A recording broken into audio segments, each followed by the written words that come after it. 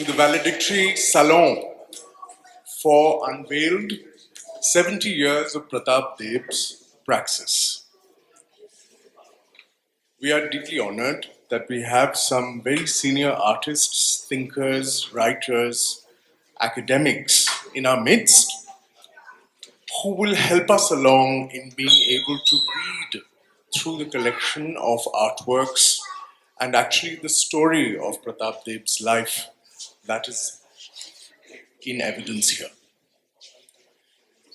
This evening's panel is called A Place Among the Moderns. I'll not say very much about it. You'll decode and discover it along the course of this evening's panel and be helped by these senior Gurujans who we can only be utterly, utterly grateful for. I'd like to introduce to you, first of all, Ashok Bhaumik ji, senior artist who is about to have a retrospective next month in Bikaner House. Ashokda, please. Ashokda was of formative inspiration and encouragement to Shubhendu and Valerie to actually put this whole thing together. When you put out a work as diverse as this and posthumously into the public domain, you need some hand-holding. And Ashokda provided that central conviction that it was time to put it out, to allow people to engage with it, for Pratap Deb to be seen and acknowledged for what he has left behind. Thank you, Ashokda. Ved Prakash ji, कहाँ हैं आप? Ved Prakash ji, आइए please. Ved Prakash ji is also an artist and has written about Pratap Deb, has looked at his life closely and his contributions to art over a sustained period of time, and he's an invaluable asset for us to be able to read into Pratap Deb and the life that he led, which is not now, which is a few decades ago, and its very particular relevance to our national life. Jyoti Katpalia.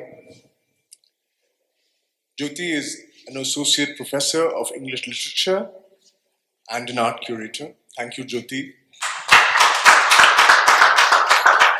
Jyoti has consistently written for various art forums and publications, including a lot of work for the Dhumimal Gallery, a lot of art exhibitions that you have heard of or read about are probably from her pen. And Johnny ML, who's our moderator. Johnny is a culture critic, a curator and writer. And Johnny will be our minder this evening. And I will also take the last chair that is left. I happen to have designed this show. Over to you, Johnny.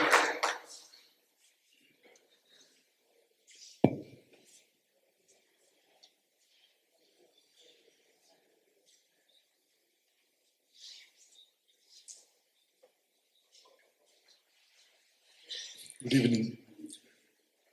First of all, thank you very much, Shubhendu Deb, for inviting me to be a part of this project. When Shubhendu called me and asked me to write about this project, as in like a coffee table book to begin with, then it took various shapes and changes. Uh, he told me that this is the first and last thing that he could do for his dad, for his father. So I went through the collection. I went through the paper cuttings. I went through the scrapbook he had, the sketchbooks he had, which were meticulously kept, preserved with a lot of love. So after seeing all these things, I asked Shubhendu why it is to be the first and last. Why can't you envision this project or your father's works, Pratap Deb's works, as the or the exhibition of Pratap Deb's works as the beginning of so many other projects added to it, maybe grown from this.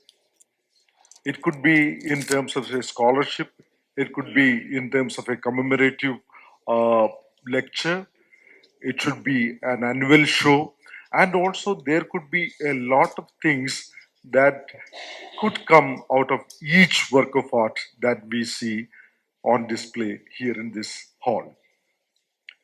Uh, when I saw the works in his studio, in his home, I couldn't really fathom the kind of depth and vastness that this show could generate. And Arun came in and he has displayed it in such a way that the minimum number of works uh, now looks like a lot of works. You know, like the show is growing on its own, first on the walls and now in the minds of all those people who have come and seen these works all these 4 or 5 days. Now, today we have this interesting question, a place among the moderns. So the question is, who are these moderns? In Indian art history, moderns are an ever growing project. The moderns are acknowledged in a different route about which Ashokji will be talking a bit more. Moderns take a different route and they becomes progressives.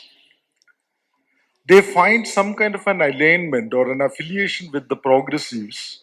You know, when I say progressives, I think like most of my audience today know that like who are these progressives? Raza, Souza, Hussain, Gaitonde, then Akre, Ara, Bakre, Gade, these 5, 6 artists. Then, as they grow old, die, and pass away from our physical world, a new member is added. They handpick one particular artist who is about to die or who has actually or who has lived long enough, and they naturally become the progressives, thereby they are moderns as well. Many years ago, Geeta Kapoor raised this question: when was modernism? When exactly happened this particular idea called modernism in Indian art? She had different takes about it. Many people say that like it was with the Shantiniketan school because they resisted the the, the British style art of late 20th century and early 20th century. Sorry, late 19th century and early 20th century. And she also said that perhaps Raja Ravi Verma was not really modern. But there were contentions about that. Like some people acknowledged Shantiniketan was the real modern, the beginning of modernism, and Raja Ravi Verma was a proto-modern. So many arguments were there. And she finally said that it was with Amrita Shergill.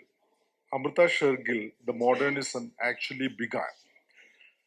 Geeta Kapoor's arguments for citing Amrita Shergill as the modern artist, the first modern artist, or the departure from the pre-modern narratives or pre-modern discourse, she had a different argument because she was, taught under the Western masters. She studied in Western school, like Paris, the Parisian schools, and then she came. She was familiar with the Western art, Western modernism, and so on. So when she came, all the other people were not really exposed, according to Geeta Kapoor, not the really exposed, or they didn't have the lineage that Amrita Shergill had. But when I I was listening to Ashok Bhaumikji's discourses as well as his books, I was reading the books, I found that he has a different argument, and he cites Rabindranath Tagore and Amrita Shergill as the beginners or the pioneers of modernism, and he will be talking about it perhaps like when we frame he's the who was the first modernist or something like that. I mean, maybe that is not really important as far as art historical discourse is concerned, but when according to the market needs and the market demands, when the frames, the goalposts are kept shifted according to convenience, then somebody has to say this thing. Coming back to Pratap Deb and his role in modernism or as a modern artist. So it is slightly problematic because we don't have a vast oeuvre of Pratap Deb's work to include him in a certain kind of a school or a particular time period so that we can fix him as that, he belonged to this particular period.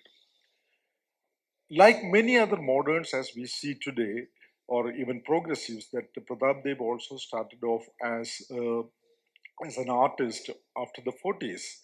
And he came from Assam.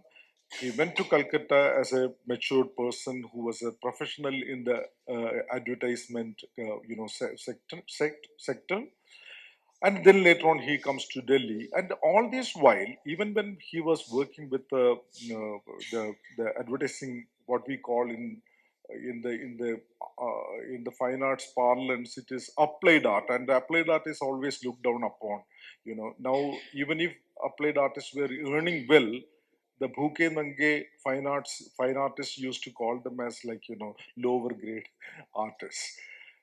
But Pratap Dev, even if for many reasons, like it could be familial reasons, it could be financial reasons, there are so many pressing reasons for any individual to pick up one particular path. You know, so Pratap Dev chose to become an advertising artist, and all this while he kept his those embers of creativity burning, and he kept on painting. But like today, even the small little napkins where we draw something, we keep it, we archive it because we know the value, the financial value, the monetary value of a work of art by any artist, whether he or she is successful in the market or not, because we perceive that one day there will be a real market for this. But in those days, maybe Pratap Dev didn't find the need to keep those things. So he kept giving it away to people. And after many years, when he retired from the government, he didn't stop at there. Like he thought that he learned so many things in terms of advertisement, and he felt the need to impart this knowledge to so many students. So he went into teaching. So once he felt that he was saturated in terms of imparting knowledge, he thought that it was time for him to keep, the whole time, whatever left that he had to apply for his own painting. Then he started creating works. He took a studio in Gadi, and very feverishly he started working, and you can see. Another question, moderns have, most of them have a particular style. When I say M.F. Hussain, you all know what I meant. Even if it is not a painting, you all know that what was M.F. Hussein's style or what is. When I say Raza, you all know that what was Raza or what is Raza. So this is a kind of repetitive value of the visuals or images that get fixed or that get etched into the minds and the brains and the hearts of the people, so that they can, the very enunciation of the name implies or evokes the image. Fortunately or unfortunately, we don't have one particular image. When we say Pratap Deb, we don't have one particular image. So this is one platform where that we need to start, understanding that image of Pratap Deb being a modern. And he acknowledged, he has told his son Shubhendu, and also in his autobiographical writings, he has published a small autobiography before he passed. He clearly says that he didn't want to fix or stick to one particular kind. So it could be a post-cubist language that you see in various paintings here. It could be a kind of expressionist thing, like as you see in this work, or the rickshaw puller work or something. Uh, it could be surreal, you could see. It could be quite Gauguin-esque, what do you call this, Paul Gauguin, who worked in Tahti. So, and you see the palette, the color choice. You can see that he keeps changing the color palette as well. There is one unfinished work there. It is untitled and it remains unfinished, the blue work. You can see how Pratap Deb operated as an artist, how he created his works. Did he create grids to create to draw the line or to draw the images? How did he work, and how did he build his colors and so on? So you can understand from that particular work. But the question remains, when one artist was jumping from one kind of style to another, but still retaining a kind of artistic aesthetical hold and creating images uh, which is not actually repeating the other. So 25 works, if we have today in our display, we have 25 different styles, different concerns perhaps, but it is coming from the same person. So that is one point I see, that Pratap Deb could be seen as a modern artist who responded to the modern lives, modern systems, investing also in the lived past of his own life. He lived in memories. He evoked so many things from memories. Charles Baudelaire, the French poet who defined modernism as an artist who actually responds to the changing modes of life, changing scenes of life, changing technologies of life. So when Pratap Deb was alive, he responded to his own systems, his own circumstances, his own memories, his own feelings, and he, in a way, responded to them through his works. So that is Pratap Deb for me. So how we, also I underlined the fact that how he becomes a modern artist, even if he didn't repeat himself. So I want to know, I want to ask my panelists, like, how do they respond to these works and locate Pratap Deb within the modern discourse? Ashokji.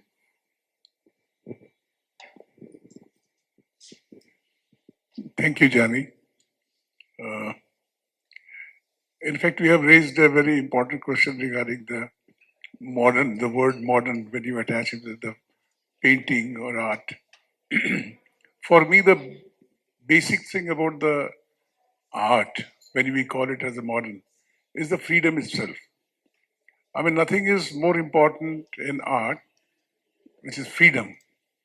I mean, when any artist paints, he enjoys the 100% freedom. He never takes any advice from anybody now, nor any diktat. On this particular thing, we Indian artists are slightly different because traditionally we have been following the written text, and more or less the history of Indian art is actually the history of Indian illustration. Because be it as Johnny just mentioned, when we try to find out the significance of the word modern in relation to painting, in our history, whether it is Ravi Verma or down the line Rabindranath Tagore or whosoever, everybody followed the written text and the concept, say Ramayana, Mahabharata, and there are so many other epics on which the majority of work has been executed. When we see the Mughal period, when we see the Akbar Nama and Babar Nama, we know that it is actually depicting a history, and that history is sponsored. The king has paid money to the historian to write his history, and the painter has illustrated those history. So this kind of legacy or with this kind of background, when we arrive to the last century, as Johnny said, that Raja Ravi Verma, a phase of Raja Ravi Verma, then comes our Bengali school. And then, of course, in 1931, we find the arrival of two major artists. One is Amrita Shergill and another Rabindranath Tagore. And it's very significant. I mean, if you see that they both almost started together. It was 1931 when Amrita Shergill came to India and started painting. And Rabindranath Tagore, at the age of 70, he started painting in 31. And both of them, they died in 1941. One at the age of 80, another 28. So this particular decade, if you see the 1931 to 41, this decade is the most significant, at least I believe, because this is the first time in the history of 2000 years history of Indian art that Indian art experienced the meaning of freedom. Freedom means your painting should be free from the influences of any text. It is not referring to Ramayana. The moment you see the person in a blue color, so you identify whether you search whether he is carrying a dhanush in his hand or having a morpang. So the moment you identify that this is Ram, not Krishna, or it is Krishna, not Ram. So that becomes that the pleasure of looking at painting or pleasure of enjoying a painting for Indian is to identify, is the pleasure of identifying a known text. You know who is Ram, you know what is the story. So thus, the painting becomes a small window to get into the big story of a big narration. Like a small example I can give you, there was a, when we are standing before a sculpture, piece of sculpture or painting, which has got a very fat person, but the moment we look at his head, we find it is not the head of a human being. It's human, it is the head of an elephant. The moment we see that, we derive that this is Ganesha. And the moment we understand this is Ganesha, we get into the story of Parvati and Shiva and how Ganesha was made and all this thing. While we get into this process, we miss the basic piece of art, basic sculpture, basic painting. So in India, most of us, we have made the painting as a window to reach to a larger story or larger narration. It is not that it is our fault. We have been taught to see the painting like this. But the question is, who taught us? What was their benefit? Because the history of Indian art, whatever that comes to us and we study, it's a highly partial, it's a part of the history we encounter usually because we don't know at the time of Mughal period, when in the Agra there were so many artists were working with in the palaces. What about those artists who couldn't make it to the palaces. And what was their work of art? Where are those paintings? And without knowing that, even if you go to Ajanta, that is 200 before Christ, we find that there are paintings on the wall, there are murals, there are Jatak Kathas and all this thing. But then, suppose it has been made by 100 artists, but those 100 were not the only artists. There are other artists also, but we don't have any record of those artists. So ideally, when we look at the history of Indian art, we find it highly. It is governed by, it is ruled by two forces. That is, one is religion, and another is kings and queens. So, other than this thing, you never find any presence of a common man. Everywhere it is king and queen or god and goddesses. And the game plan is that the god and goddesses, they look like king and queens. So if you see a person on a throne and with a, mukut and all this thing, there is some particular iconography which you find in the kings also, as well as in the gods also. So this makes actually the easy transition from the king to the god. So Raja Ram to Bhagwan Ram, it's a very easy transition. It is acceptable to the viewer because there is not much of changes. So with this kind of planning, we are accustomed to enjoy or see a painting in a way. But Raja Ravi Varma, Amrita Shergill and Rabindranath Tagore, if you see their painting, you won't find one single image of any god and goddesses, one single image of any kings or queens. It's a liberation. What I mean that this is the freedom. This in the last 2,000 years, that was the first time when Indian art got itself freed from the influences of kings and queens and god and goddesses and their relative stories. The problem with Indian artists and us is that we have got 33 crores, something like that, god and goddesses. If each and every god and goddesses, they have got the one single story, that makes 33 crore stories. And we are under the burden of 33 crore stories. And one can understand that with this kind of burden, how much we are free to paint. Whatever we paint, whenever we use blue color, everybody, a normal person will come and say, blue. Blue means Shiva. It has got the connection with Shiva. And when you use red, it is something to do with the Shakti and Durga. I mean, this kind of thing, if you compare with, I will not get into the discussion about the colonial influences and decolonizing, I mean, whatever it is going today.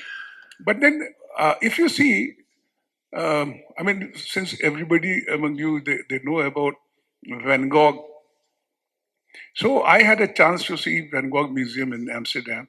When I was standing outside the museum, I found the hundreds of people were in a row and they're waiting for their number to get in. So this kind of thing I have only seen in Tirupati. In India, whatever you see in Tirupati and temples in Europe, you see in the museums.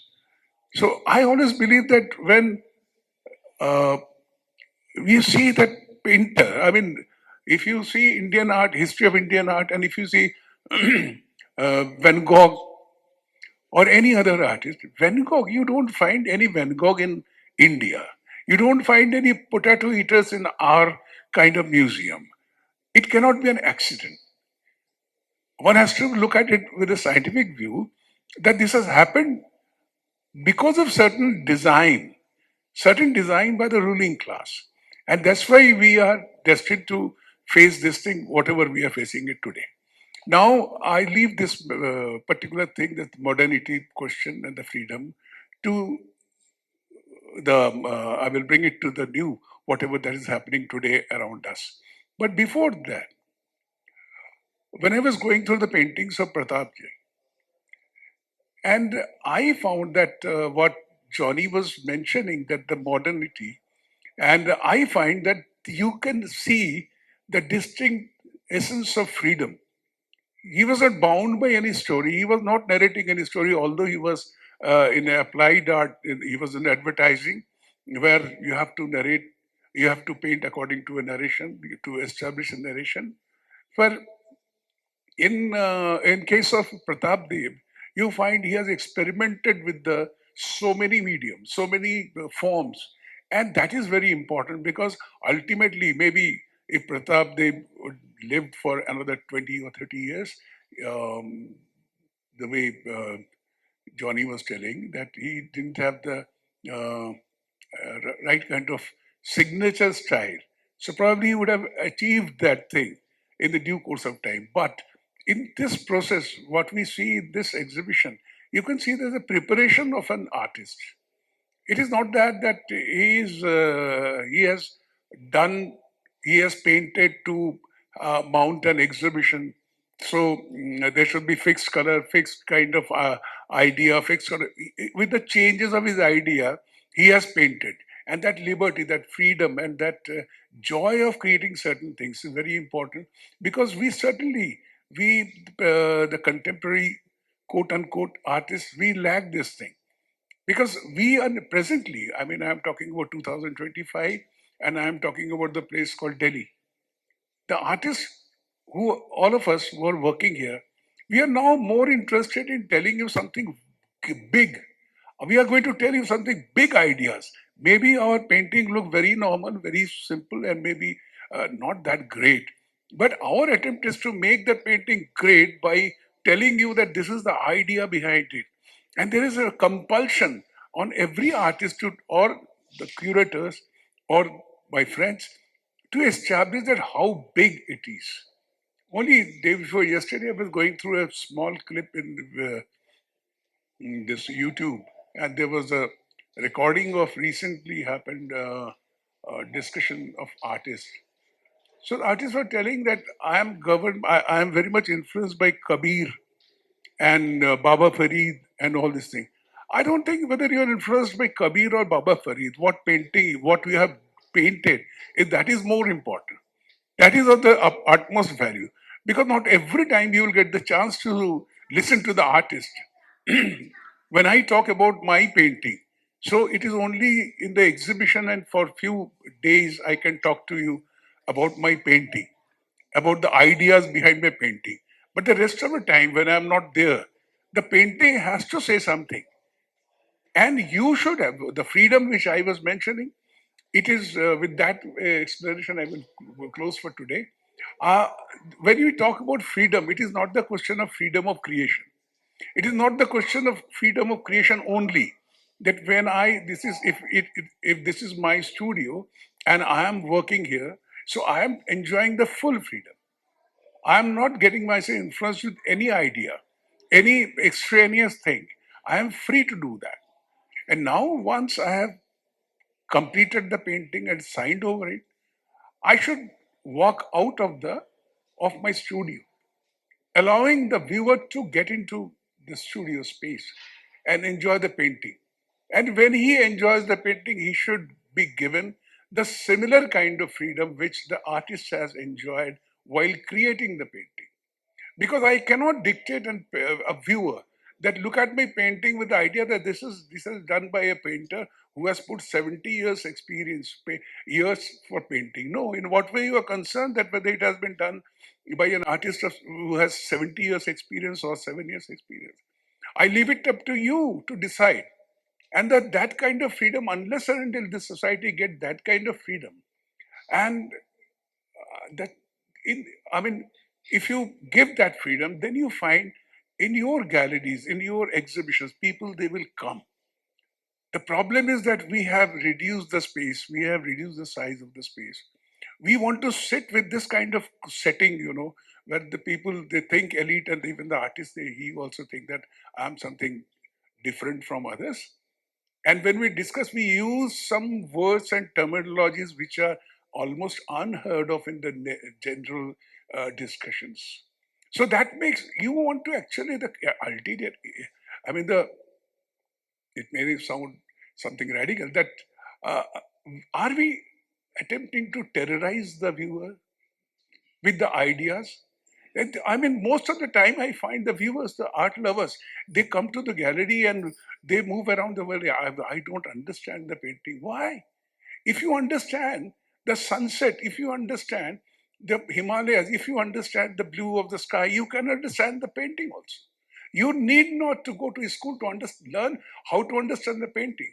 I can go to school to learn how to paint it, but that's it.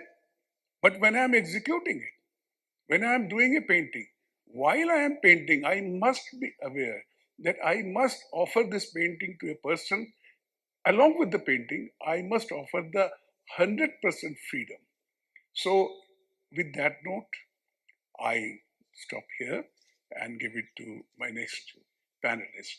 Thank you very much. Sir, thank you very much. This is wonderful. You talked about freedom and Pratap Deb not depending too much on our collective unconscious, which is written with mythology. वेद जी, आपके लिए एक question ये है कि प्रताप देव का जो paintings में ये आइडिया ऑफ फ्रीडम कितना आ रहा है, इसलिए आपका ओपिनियन क्या है? धन्यवाद जॉनी जी। अशोक दा ने मॉडर्निज्म को लेकर, आधुनिकता को लेकर के, कला में आधुनिकता को लेकर के इतना कुछ बताया है। मैं खुद भी मानता हूँ, मैंने कोई 10-12 साल पहले एक बार रविन्द्रनाथ टैगोर पे कुछ लिखने के लिए कहीं से कहा गया था, तो मैंने उस समय भी लिखा था कि रविन्द्रनाथ टैगोर शायद पहले आधुनिक कलाकार थे भारत में, कम से कम, जिन्होंने विषय की जगह चित्र को महत्व दिया और जिन्होंने जो छवि जो है, इमेज का जो उसका यथार्थवादी रूप होता है, उसको तोड़ करके डिस्टॉर्शन लेके आए। वो उसके पहले कोई नहीं लेके आया था। तो ये एक आधुनिकता की शुरुआत थी। आधुनिक कला की शुरुआत की बात करें, देखें तो यूरोप में भी उसकी शुरुआत हुई जब कला से राजा रानियों को, देवताओं को, मिथक कथाओं को उन्होंने बाहर किया और आम जनजीवन को पेंट करना शुरू किया। वहां से आधुनिकता शुरू हुई।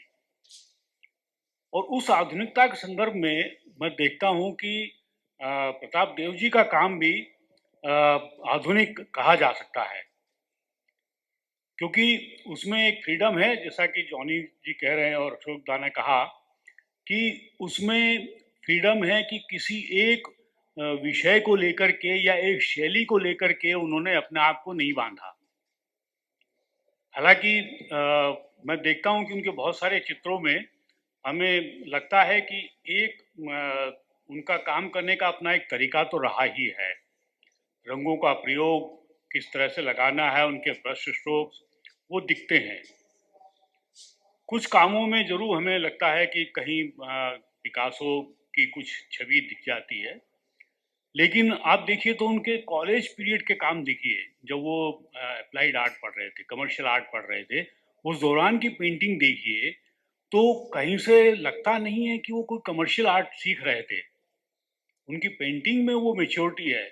और उस समय की पेंटिंग में भी, अशोक जी से क्षमा याचना सहित, पेंटिंग को पढ़ना नहीं चाहिए, लेकिन कहीं ना कहीं वो पढ़ने के लिए मजबूर भी करती है कि उस समय की उनकी पेंटिंग को देखें तो उस समय का जो मध्य वर्ग था, जो निम्न वर्ग था, उसका संघर्ष उसमें कहीं ना कहीं दिखाई देता है। इसी पेन पीछे जो पार्टीशन के पीछे एक पेंटिंग जो लगी है, उसमें वो एक पति पत्नी है और वो पति के जो है पुरुष के कंधे पे उसका बच्चा है और वो लेके कहीं जा रहे हैं, लेकिन उनके चेहरे के भाव और सब देख करके लगता है कि ये उस समय का यथार्थ चित्र है।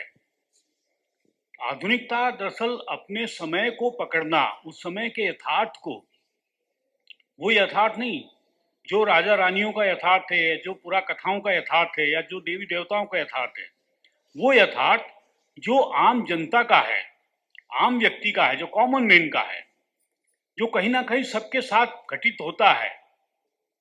वो हो सकता है मेरे जीवन में ना हो, लेकिन आपके जीवन में हो, किसी और के जीवन में है, लेकिन सब उस अनुभव से गुजरते हैं। और प्रताप देव जी ने उसी अनुभव को अपने चित्रों में, अपनी पेंटिंग्स में उभारा। मनीला के दौरे के दौरान जब उन्होंने वहाँ कुछ स्केचेस किए जिनमें आइसक्रीम पार्लर में आइसक्रीम खाते हुए या कुछ गिटार बजाते हुए लोगों को देखा उन्होंने, तो वो पेंटिंग तो उन्होंने बाद में बनाई, उसके कुछ स्केचेस जरूर हमें दिख जाते हैं।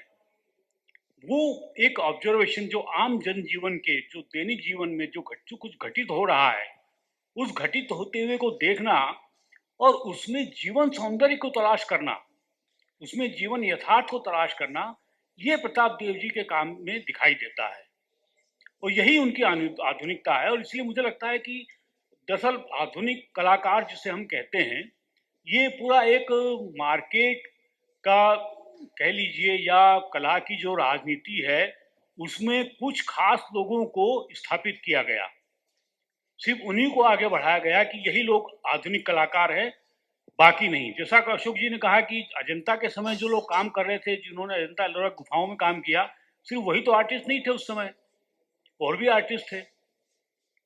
इसमें एक बात और मैं जोड़ना चाहूंगा कि हम भारतीय कला की बात करते हैं, लेकिन भारतीय कला का इतिहास, जैसा कि अशोक जी ने कहा कि कहीं ना कहीं वो राजा द्वारा या सत्ता द्वारा पोषित रहा है। और इसका एक प्रमाण ये है कि उस समय की जितनी लोक कलाएं थी, जिसमें जितना फ्रीडम था, उसको नजरअंदाज कर दिया गया। और आज भी लोक कलाओं के नाम पर जो कुछ दिखाया जाता है, जिसको स्थापित किया जाता है, उसमें वो फ्रीडम नहीं है जो वास्तव में गांवों में काम करने वालों के पास है। कुछ कलाकारों को यहाँ भी मार्केट ने आगे बढ़ा दिया है। तो उस समय के इतिहास में देखें तो भारतीय कला बहुत परंपरा बहुत समृद्ध रही है, लेकिन उसको हमने कला माना ही नहीं। इसीलिए जो है भारत का जो कला का इतिहास है वो आधा अधूरा है, या कहीं ना कहीं एक मैं तो कहता हूँ षड्यंत्र के तहत गढ़ा गया है, वो गढ़ा गया है। प्रताप देव जैसे लोग उस षड्यंत्र को कहीं ना कहीं तोड़ते हुए मुझे दिखाई देते हैं। उनके चित्रों में आप देखिए कि गुब्बारे बेचता हुआ व्यक्ति दिखाई देगा आपको, फूल या कुछ और चीजें बेचती हुई स्त्रियां दिखाई देंगी, वहां पर जो रिक्शा पुलर है वो दिखाई देगा। रिक्शा पुलर का एक ड्राइंग है, उनका स्केच है, और उसके बाद उन्होंने 3 काम उसको लेकर के किए। मैंने जब वो पहली बार देखा तो मुझे सीधा 2 बीघा जमीन फिल्म की याद आई, कहीं ना कहीं रिलेट किया। मैंने अपने लिखने में उसको इस्तेमाल भी किया है, मेंशन भी किया है। तो वो जो जीवन आधुनिकता का अर्थ है कि जो जीवन वास्तव में है, उसका जो यथार्थ है उसको देखना। और वो सिर्फ यही यथार्थ नहीं कि जो गरीबों का या बेचने वालों का, उनकी पेंटिंग में देखिए वहां पे फैशनेबल लड़कियां भी हैं, आधुनिक कपड़ों में स्त्रियां भी हैं, वो भी आज का यथार्थ है। ये उनकी आधुनिकता की अप्रोच थी जिसको उन्होंने मुकम्मल किया। समय उनको कम मिला, ये बात जरूर है कि अगर शायद और 20-30 साल मिलते तो कुछ और उनका मुकाम होता, ये एक अलग पहचान बनती या कोई एक अलग शैली वो अपनी विकसित कर पाते। लेकिन आधुनिक कलाकारों की जो श्रेणी है, उसमें जो बाजार पोषित या गैलरियों द्वारा या जो बड़े क्यूरेटर्स ने जो स्थापित की हुई है, जो जिन कलाकारों को, उनसे हटकर के देखें तो और बहुत सारे कलाकार हैं जो उस समय थे और आज भी हैं, जिन्हें कलाकार तक नहीं मानते हैं, आधुनिक तो मानना की बात की दूर है। तो इस बात को अगर हम ध्यान में रखें तो मुझे लगता है कि प्रताप देव जी का काम आधुनिक कलाकारों के बीच में अपना एक स्टैंड है, उसका एक मुकाम है। और इस बात को शायद अभी नहीं स्थापित किया जा पाएगा, शायद हो सकता है कि 10-20 साल और लग जाएं इसको स्थापित करने में। समय बताएगा कि आगे क्या होगा। हो सकता है कि गुमनाम ही रह जाएं जैसे आज तक थे, पहले कोई जानता नहीं था ज़्यादा, लेकिन ये पहली प्रदर्शनी है और इसके लिए मैं शुभेंदु जी को और उनकी मिसेस को, दोनों को धन्यवाद भी देता हूँ कि उन्होंने इतनी मेहनत की, कोशिश की, पहल की कि ये प्रदर्शनी आयोजित की जाए। कोई 3 महीने पहले मुझसे बात हुई, फिर मैं घर गया, कुछ काम देखे, बातचीत हुई, कुछ मैंने उनके लैपटॉप पे कुछ काम देखे, एक प्रोसेस चला, तब जाके मैं उनके काम से परिचित हो पाया। बहुत कुछ मैं कहने के लिए मेरे पास है नहीं, मैं इतनी सी बात है। और मुझे लगता है कि वो आधुनिक कलाकारों की श्रेणी में तो आते हैं। अब वो कला के इतिहास में इतिहासकार जो है, जिनका इतिहास लेखन पे कब्जा है, हम जैसे लोग तो मामूली लेखक हैं, पर इतिहास लिखने वालों का अलग एक मुकाम है, वो उनका अपना एक सिंडिकेट है कह सकते हैं। जॉनी जी ज़्यादा बेहतर जानते हैं इसको। तो वो सब क्या करेंगे वो अलग की बात है, लेकिन हम लोग अपनी तरफ से जो कर सकते हैं वो कर रहे हैं। धन्यवाद। Yeah, thank you, Vedji. Actually, inadvertently, you have pushed the whole discourse into a different direction. We have been talking about modernism so far. Modernism has always been about the grand narratives, but today, like you pushed it to that level that Pratap Deb was painting more about the small life, village people, their experiences, small little. These were not grand narratives. So we have the right person to engage this. Jyoti Kaptalia herself is an English professor. So maybe like should we locate Pratap Deb as a modernist, quote unquote, or he is a postmodernist who is more looking at the subaltern things? Am I audible? Okay, sir, I think that, because there is a very interesting thing happening here, which is I am using this word with a little bit of trepidation, which is retrospective modernism. So that's one term that I would.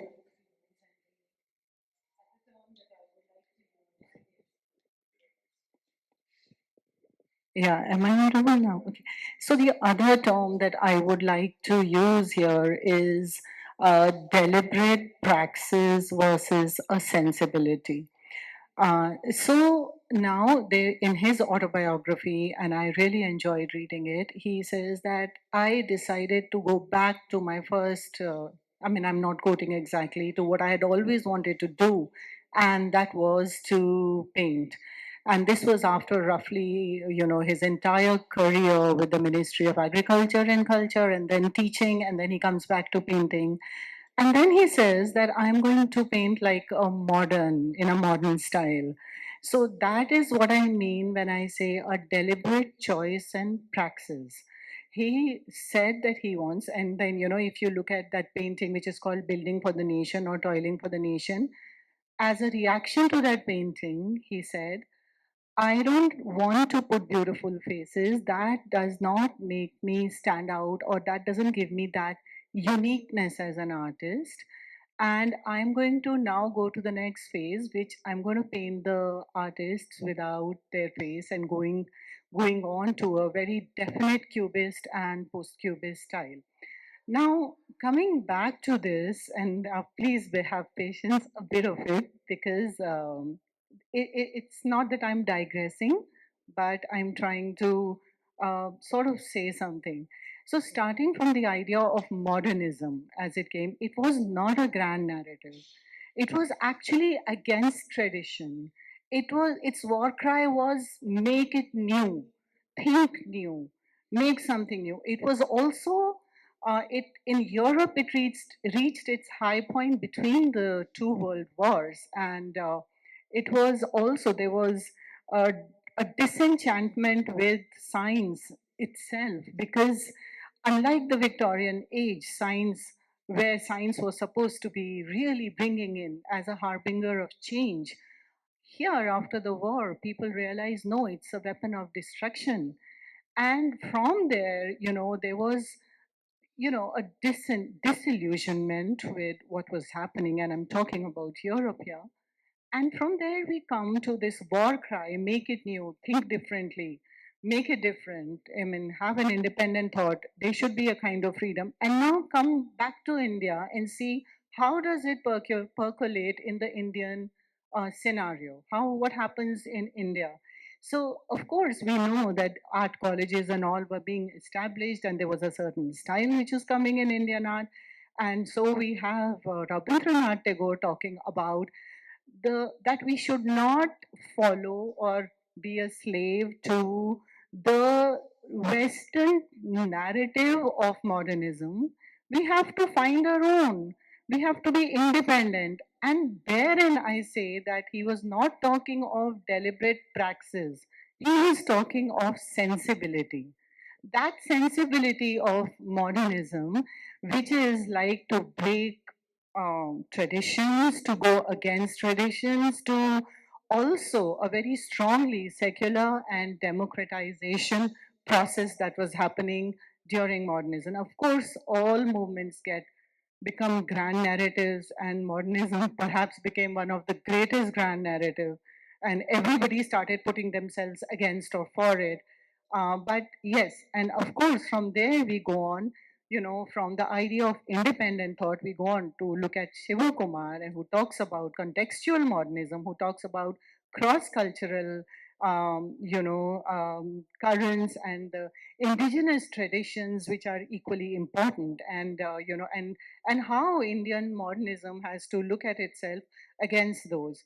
Now, there is one very interesting thing here which I would want to mention. Again, we talked about Geeta Kapoor, which is that, Geeta Kapoor says that no, let's not talk of linearity, let's not talk about a time frame. When we are teaching modernism, we say it is between this, and this time. She says, no, there is rupture, there is fragmentation, and because it's a much more, it's not like the European linear model we are talking of.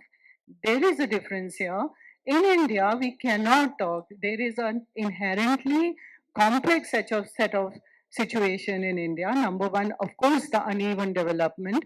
For example, Shergill Tagore between 31 and 40 could produce absolutely modern works. I mean, they were completely breaking, but again, the same kind of works, or maybe that kind of sensibility, is coming much later and in patches in India, in the rest of India, in some patches.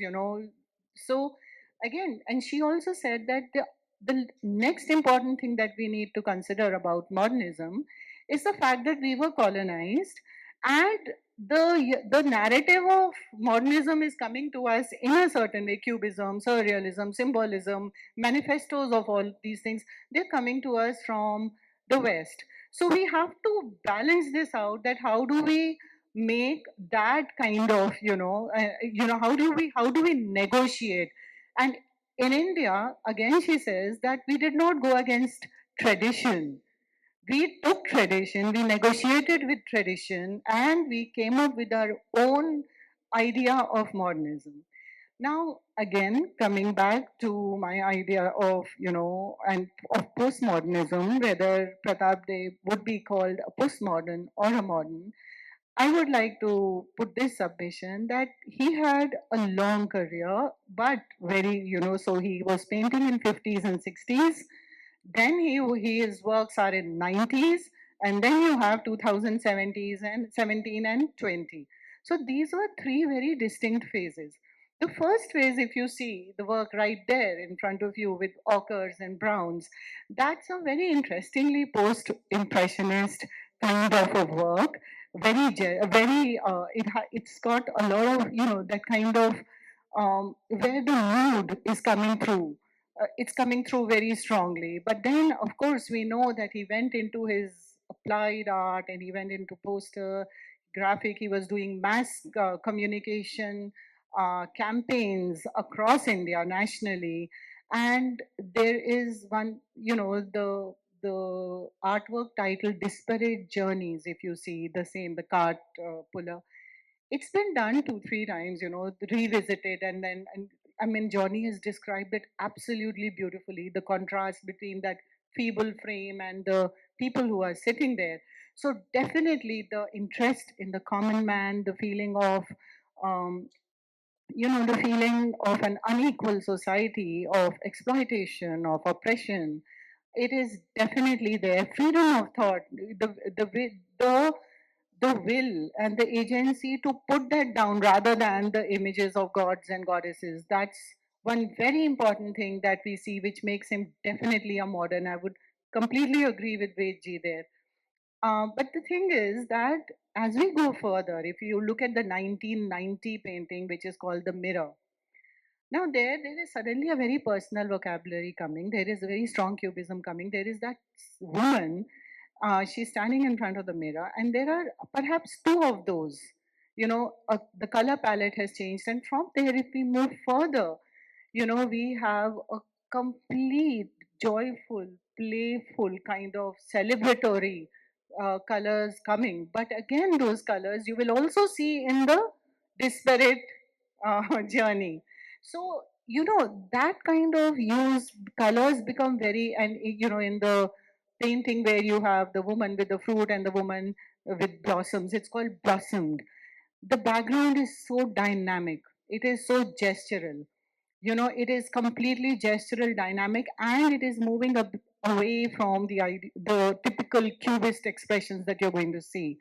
So my submission is that yes, there is a lot of modernist element, and I see that he was, in his freedom of thought, he was a modernist. But as you go further, he's not leaving those themes of the common man, of oppression, but he's also going further and integrating the neoliberal, cosmopolitan, postmodern kind of tendencies and subjects that you find, the ice cream parlor, which he saw at Minnesota, or, the women, or the men who are just sitting, and, so those kinds of community things are coming forward very strongly. So, because there has been such a long gap in his work, and because he was consistently, if you see these paintings again, you will see a kind of somberness here. And let's not forget that here is a man in 50s who was struggling with financial necessity, who took up applied art because he did not have the enough, he thought it was more financially viable, to the man who is awarded, who gets success because he goes and he lectures, he does some great Hum Do Hamare Do campaigns, to the man who was inherently who was exposed to different cultures because his grandfather was a distributor of HMV records, if I'm not mistaken, and he was totally influenced by Hindi music and Hindi songs, and which he consistently mentions in his autobiography, to the time that he went all over the world, from there to there.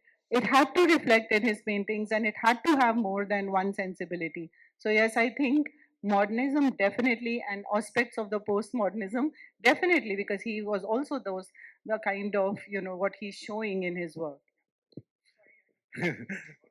Thank you, Jerry. Yeah, that was wonderful. And with one more take, like we will almost wind up this. Um 25 works plus drawings and some paper cuttings, a few texts. And Varun Das is standing before all this, and now he looks at Visual Arts Gallery, and he knows the space, and he wanted a particular kind of design. My question: how did you arrive at this, what we see today? First of all I have to confess to you all कि यहाँ पे बैठे हुए जितने सारे लोग हैं उनसे सबसे कम पढ़ा लिखा मैं हूँ इस दायरे में, आर्ट में। मेरी ट्रेनिंग डिज़ाइन की अधूरी रह गई।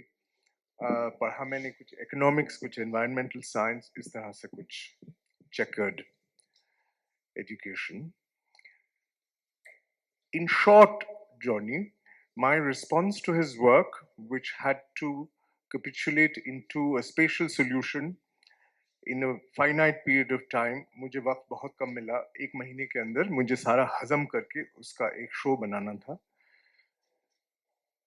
And very quickly I realized it had to be an emotional response, क्योंकि I wasn't equipped with the intellectual capital that you see on the stage. And so I will share with you, I'll put on the table my journey of, I literally felt like I was being led by him. I read his autobiography, and जब आपको समझ में नहीं आता, कुछ सूझता नहीं कि इस दिशा जाएं या उस दिशा, तो आप you hope and pray, आप चलते जाते हैं, and you hope and pray कि कोई excuse मिल जाएगा जिससे आप मुड़ जाएंगे in the right direction. and you still don't know if it is the right direction. It is when it comes to you that one looks for feedback. So आप इसको इस तरह से ले लीजिए कि मैं आपके समक्ष ये रख रहा हूँ कि आप मुझे इसका feedback दें. I'd like to draw your attention first of all to 70 years of Pratap Deb's praxis.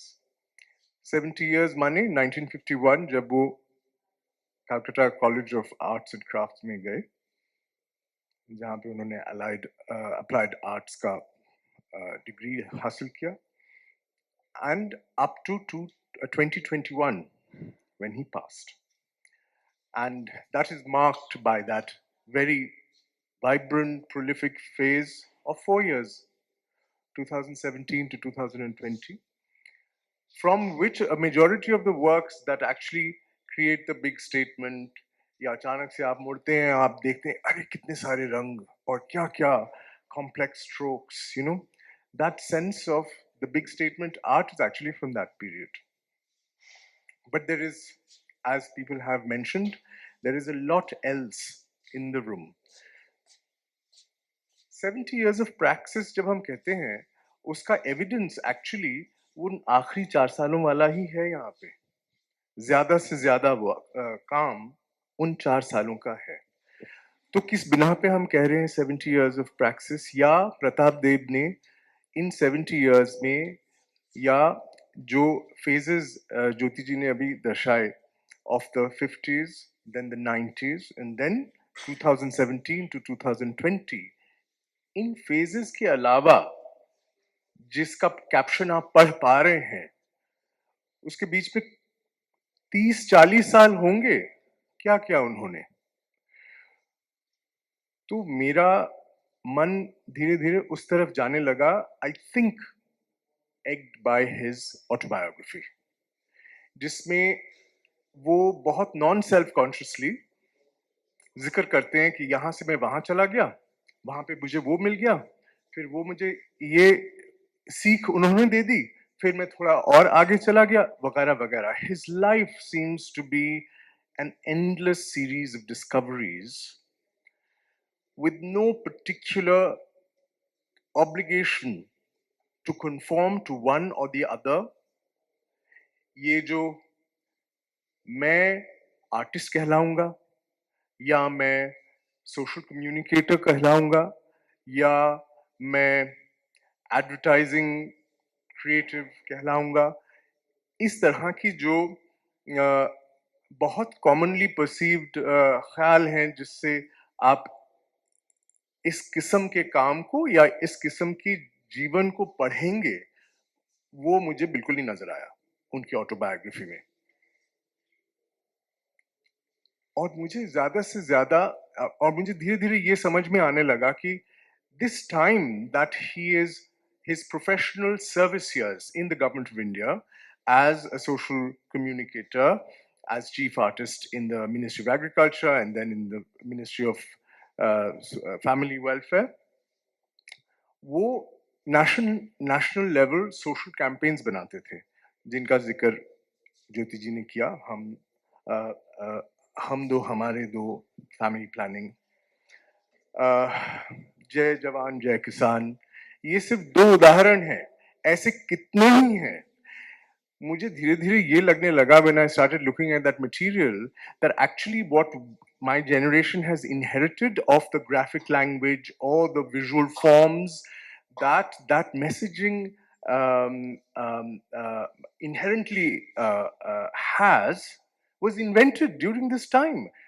क्योंकि उस वक्त nationally इसकी दरकार थी. There was large scale behavior change required at the farm level. There was large scale behavior change required at the family level. You know, बड़ी families ना करें, आपको दिक्कत होगी, you know, and so on and so forth. Public health.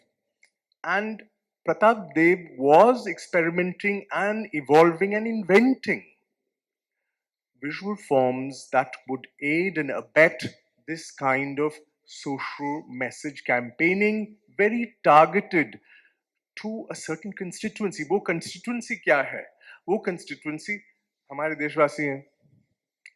तो मुझे लगता है कि ये जो मॉडर्न होने या न होने का संदर्भ है, उसके अंदर मुझे तो वो नजर आता है कि वो जो 1960s, 70s, 80s का दौर है, जब वो 60s में आते हैं इस सब काम में, you know, very formative period, very formative period. मेरे ख्याल में इन हम इंडिया को डेवलपिंग नेशन कहते थे उन दिनों, और अक्सर कहा जाता था, and it was, there was a clutch of developing nations in the world that India would fall within, and there were certain things that were applicable to that identity. And all this visual social communication would fall in that ilk. And the constituency of people that he was addressing, जिससे वो बात कर रहे थे, जिससे वो मुखातिब थे, these were everyday common people and of a diversity of backgrounds, locations, cultural memory, you know, क्योंकि हमारा देश तो है ही इतना डाइवर्स। तो मेरा शुरू का पॉइंट ये था कि इस प्रैक्टिस में मुझे धीरे धीरे ये समझ में मुझे लगा, यू नो, ज्यादातर ये जो मैं बड़बड़ा रहा हूँ ये मेरे लगने वाली बात है, तो इसको इसी तरह से लें, ये कोई थियोरी नहीं है। मुझे लगने लगा कि इन्होंने 30-40 साल इसमें गुजार दिए सोचने में कि कौन व्यक्ति किस, इस देश के किस भाग में रहते हैं, क्या सोचते होंगे, क्या खाते होंगे, किस चीज से उन्हें फर्क पड़ता होगा, उनकी क्या आकांक्षाएं, उनकी क्या प्लानिंग या लैक ऑफ प्लानिंग है, क्योंकि ये उनके काम का दरकार, it was required, it was his call of duty, you know. And कहीं अगर आप ये जो प्रैक्टिस की बात है ना, मैं और सरल भाषा में प्रैक्टिस कह देता हूं, हालांकि practice is over and beyond that, या जैसे सॉलिडारिटी हो गई ना, या बिलीफ मान लीजिए, it's not one act, it is not an event, it is a practice. आप एक पल के लिए सोच लीजिए, बिलीफ क्या है, सॉलिडारिटी क्या है, ये प्रैक्टिस है, और यही आर्ट है। आर्ट आर्ट नहीं होगा अगर वो प्रैक्टिस नहीं होगा। ये तो गुरुजनों ने कह के गए हैं, यू नो। एंड इनकी ऑटोबायोग्राफी और इनका काम धीरे धीरे धीरे धीरे मेरे जो पल्ले जितना भी पड़ा, उससे मुझे ये लगने लगा ये तो कंसिस्टेंटली प्रैक्टिस कर रहे हैं, चाहे उसका मैनिफेस्टेशन एक इश्तहार है या ये स्केचेस हैं। और एक्चुअली ये जो स्केचेस आप देख रहे हैं, these are from his service years. These sketches are made in America on this wall. This is a subset of his greater stream of work. The reason why we had to put 70 years of praxis in the subtitle of this exhibition is for the fear कि आप प्रताप देव को उनके इन 4 सालों के काम से ना पहचाने, ना जाने, इसके भी आगे और इसके पीछे बहुत है, और वो चूंकि नहीं है, हम हैं आपके सामने, वो नहीं है, तो ये खोजने वाली बात है। तो मेरा मेन पॉइंट यही था, इस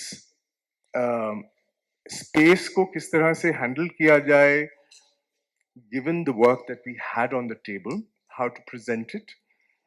आमतौर पे the whole notion of applied art, जैसे Johnny was saying, that we are a little apologetic कि भाई आर्टिस्ट applied art क्या इश्तहार बना रहे हैं, ये तो आर्टिस्ट नहीं हुआ, ये तो सही मायने में आर्टिस्ट नहीं हुआ, you know. And slowly I started to think that this is not an artist who is bothered by applied or not applied, he's practicing. And that is the cornerstone of this show, to my mind.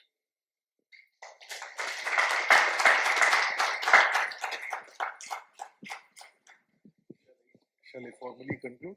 Okay. Yeah, do you think that there's any question? I mean, is there any need? Yeah, there's a question. Yeah, yeah.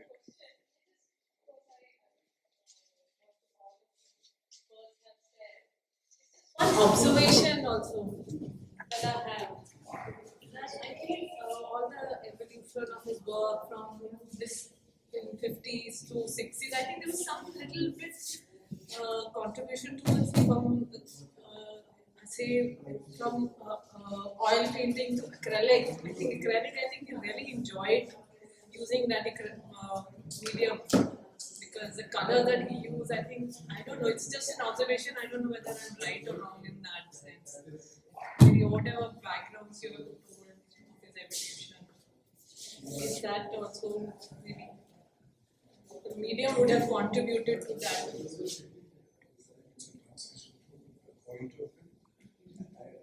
Yeah, I don't know if I'm clear in what I'm saying. मेरे ख्याल से जो आप कहना चाहती है कि एक समय में उन्होंने ऑयल में काम किया और देन एक्रिलिक में जो फ्रीडम उनके काम में दिखाई देता है एक्चुअली जिस पीरियड के वो काम है ऑयल के काम वो ज़्यादातर उनके कॉलेज लाइफ के टाइम के काम है और उस समय लगभग सारे कलाकार ऑयल में ही काम करते थे इवन आप देखिए तो इन पैलेट्स में आपको बहुत सारे जो लोग जानते हैं पुराने जो समय के 50s के जो आर्टिस्ट है उनकी सेम कलर पैलेट्स दिखाई देगी क्योंकि वो उस समय सब लोग लगभग एक ही तरह का से एक ही तरह की कलर पैलेट होती थी सब्जेक्ट्स के अलग अलग होते थे तो वो फ्रीडम तो बाद में आया जैसा कि और हम ने कहा कि अभी ये जो लगभग उनकी जर्नी थी जो 30-40 साल जो उन्होंने बीच में बिताए जो लोगों को समझने में उसके बाद वो फ्रीडम आया तो वो फिर उनके कलर में भी वो फ्रीडम दिखाई देता है कि जो खुल करके लगाना बिल्कुल बिंदास होके जिसको हम कह सकते हैं हिंदी में है ना बिंदास होके उन्होंने कलर लगाए हैं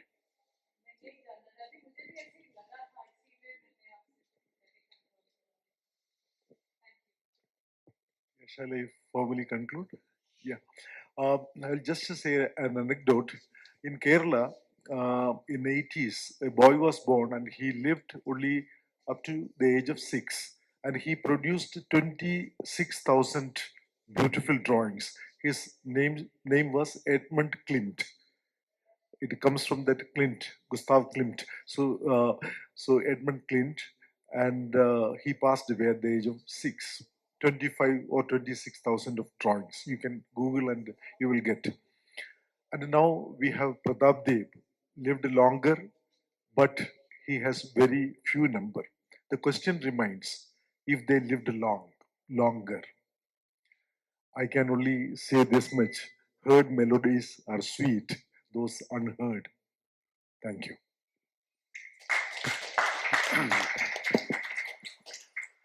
So thank you so much.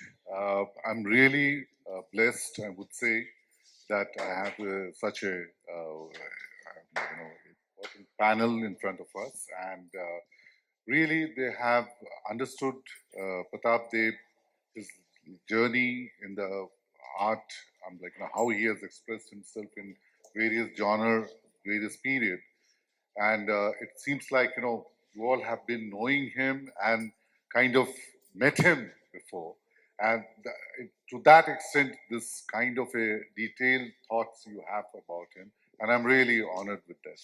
So thank you so much, Johnny. Thank you, Ashok Da. I would must say that without Ashok Da's support it would have been really very very difficult for me to take this to this scale which was there. I must thank Johnny. In fact, I must announce today that we are working on a coffee table which Johnny has curated in terms of the the content part of it, which is there. We want to do a really a detailed work on that, and that's the reason as to why we're going to find another occasion to come back to you with the coffee table book which we will launch, and that is something which I'm really grateful to Johnny that he has written in a very detailed manner about each of the painting and kind of related to the various genres of painting which is there. Ved Prakash ji, thank you so much. He has been the one who held my hand also in terms of writing about Pratap Deb, my father, which is there. No words for you, Arun. like, Arun has been like the pivotal point in terms of setting up, I'm like, putting up this exhibition to this scale. And I must be very honest that everyone has been very, very appreciative of your creative, the creative presentation of the exhibition. And surely, like, I really owe it to you that way. Jyoti, thank you so much for like for coming for this talk, and you've really added a lot of dimension to Pratap Deb's work. His understanding, I mean, your understanding about the way he may have gone through in terms of graduating from one stage to the next, that has been very beautifully exemplified over here. And I take this opportunity to present to you a book which a professor in Dr. Ganesh Nandi in Assam, he had the opportunity to speak to my father in 2019, and telephonically he had collected a lot of details. So a few months back, when I mentioned to him that we are coming out on this, we are working towards an exhibition, so he was very, very happy, and he jumped in and said that, okay, fine, let me collate all these details about his life journey and put it onto a book, which I would like to present to you today. So just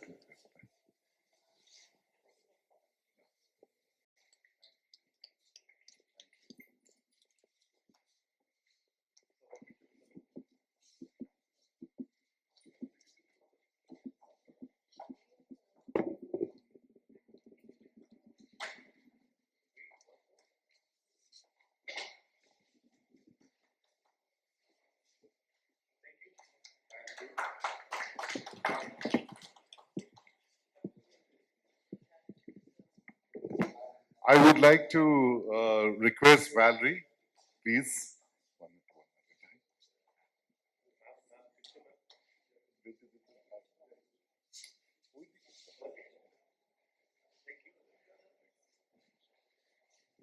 Thank you, Achokda.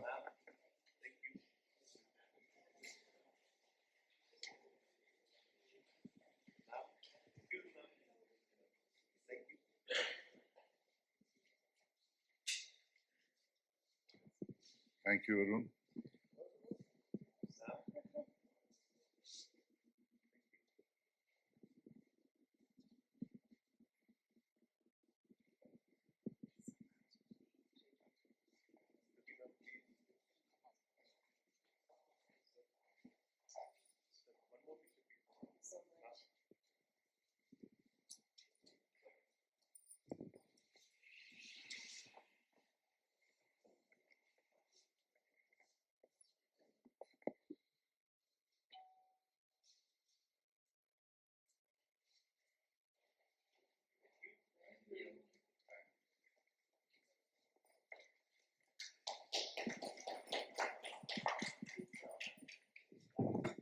Thank you, everyone, for coming for this evening, and really feel honored with your presence. Thank you. And welcome and thank you so much for coming to the Pratap Deb's exhibition. Thank you. Just wanted to ask you a few questions. Yeah.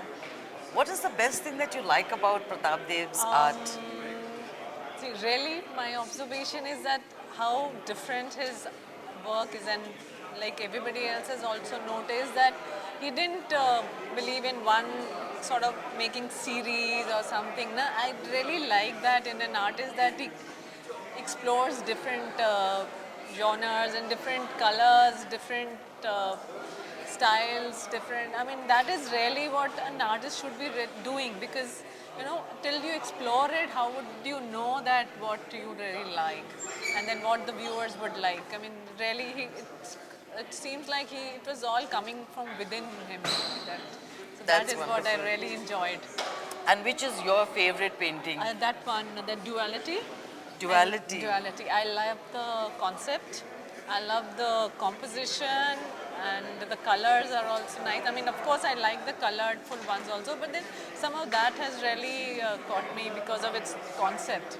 Wonderful. Thank you so much for coming. Thank you And for yes, and are you an artist as well? I'm an artist. I do watercolor mostly. Wonderful, wonderful. Thank you so much. Welcome. Thank you. Hi Raki, and welcome to Pratap Deb's exhibition. Um, what do you really think, or what have you absorbed by this exhibition? Uh, this was really an eye-opener, though I knew Uncle from my childhood days. He stays in the same campus, so I met him several times when he used to work with the government, and I saw, and I still date, I remember the illustrations that came up in the newspapers and all. But through this exhibition, I think I really saw how different pictures has kind of got illustrated in little different ways throughout over time, like the rickshaw puller, which I see multiple ways it has been done.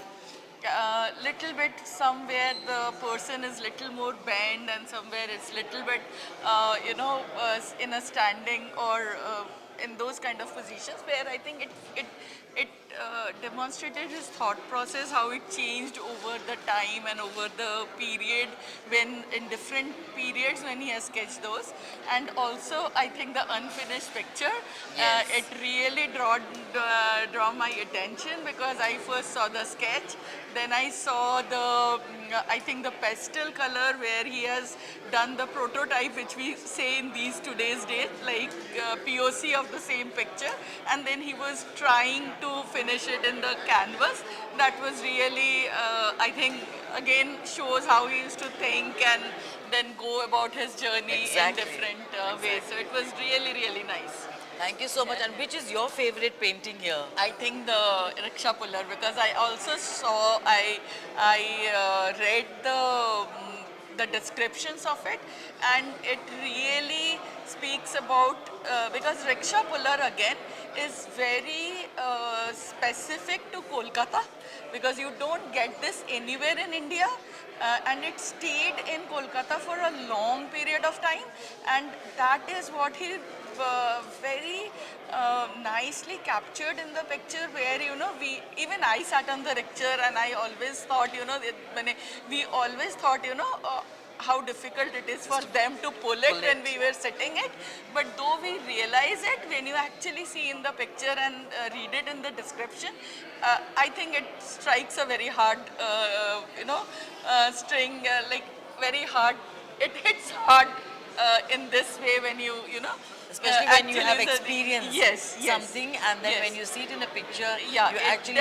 feel definitely- that. yeah, because yes, like that you can say. Wonderful. Thank you so much, Raki. Thank you, Thank you for Valerie. visiting. God Yeah. bless you. Thank you so much. It was a wonderful exhibition and a Thank you. presentation. Thank you so much, Raki. Hi, and welcome to Pratap Deb's exhibition. Thank you. What brings you here?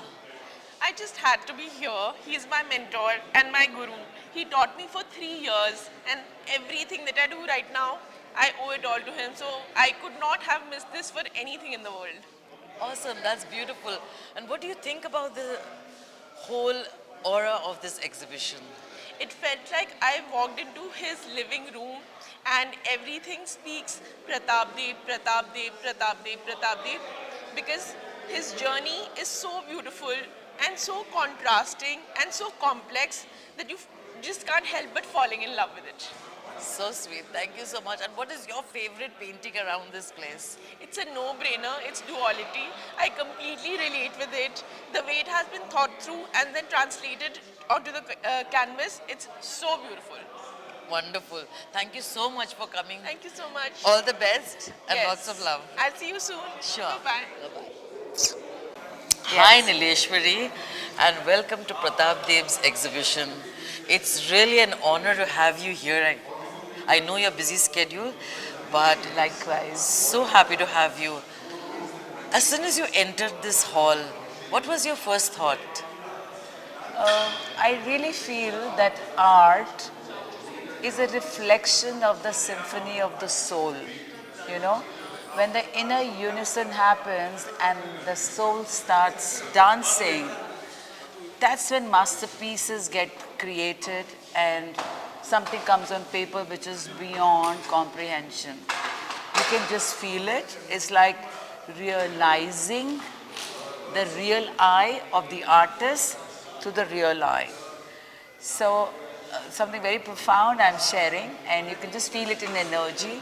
So I feel truly honored that I have gotten this wonderful opportunity to witness such masterpieces of master artist Mr. Dev, Pratap Deb, and they're very surreal, very grounded, and I literally felt his energy for a while, that as if he is very happy with all of you.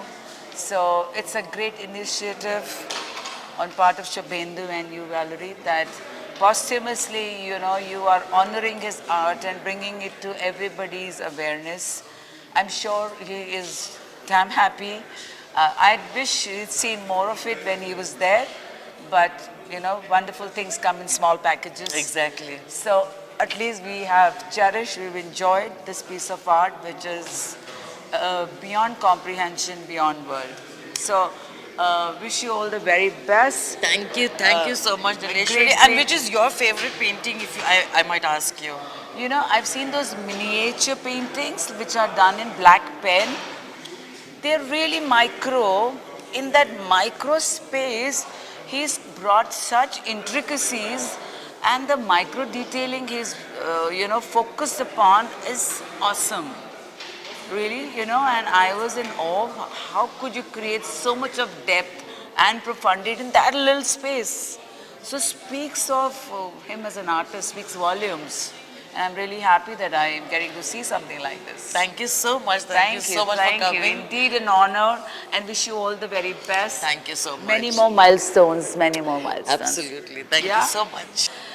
Hi, Sanjal, and welcome to Pratap Deb's exhibition. Thank you very much. What brings you here?